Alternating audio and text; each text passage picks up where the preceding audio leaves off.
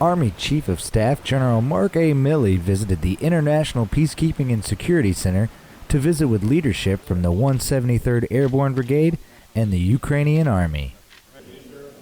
After a short briefing and gift exchange, General Milley took time to acknowledge some of the hard-working soldiers.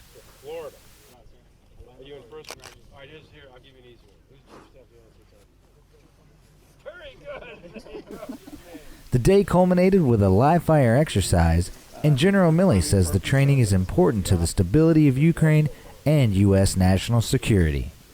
For the U.S. Army, this is really important for us because one of the things we're going to do, we have been doing for many years now, and will continue to do, is train, advise, and assist other nations' armies so that they can protect themselves and maintain the stability of their own country.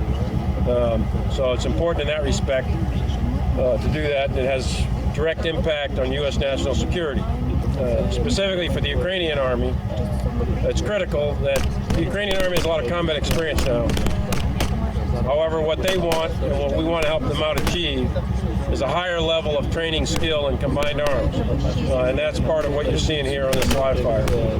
It's important to the United States that Ukraine be able to defend itself. It's been an independent country for 25 years. And we want to assist them developing their military to a degree of skill where they can defend themselves against aggressive nations. Reporting from Ukraine, Army Staff Sergeant Jonathan Norris. Ukraine does have neo-Nazis, quite a few of them, and unfortunately, historically, parts of the government even backed and promoted and supported these neo-Nazi groups, specifically the Azov Battalion. And this isn't Russian propaganda or anything. This is something I think it's important to talk about because it shows how propaganda can be effective. What is the Azov Battalion? If you're like me, how I got into this was when I would watch Putin, I'd watch these talks where Putin would say, we strive for demilitarization and denazification of Ukraine. What? I would think denazification of Ukraine? There's no Nazis in Ukraine.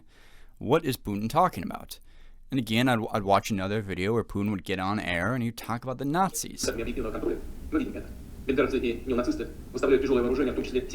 And neo-Nazis deploy heavy weapons, including multiple rocket launch systems. What was Putin talking about? I could not get an understanding of where Putin was getting this Nazi thing from in Ukraine. After all, the president of Ukraine, Zelensky, is Jewish. But then I learned about the Azov Battalion. And the Azov Battalion, if we pull up the Wikipedia page here, has been described as a far-right militia with connections to neo-Nazi and neo-Nazism and members wearing neo-Nazi and SS symbols. And here's a badge that they wear, which, yeah, looks a lot like neo-Nazi symbolism.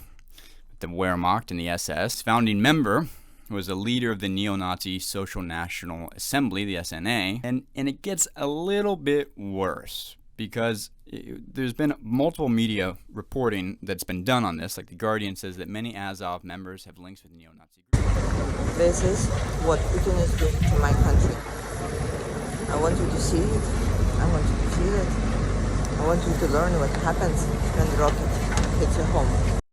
This train station was an evacuation center for citizens fleeing the violence in eastern Ukraine. Video from days ago shows hundreds of people lining up to leave ahead of an expected Russian attack. On Friday, that attack came.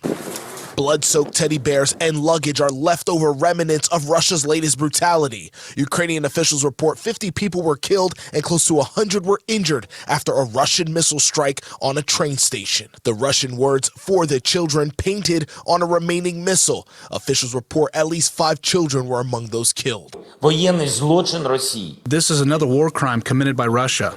Everyone responsible for this will be brought to justice. In an address, Ukrainian President Volodymyr Zelensky accused the Kremlin of purposely targeting civilians. So Ukraine does have neo-Nazis, quite a few of them. And unfortunately, historically, parts of the government even backed and promoted and supported these neo-Nazi groups, specifically the Azov Battalion. And this isn't... Everyone responsible for this will be brought to justice. Everyone responsible for this will be brought to justice.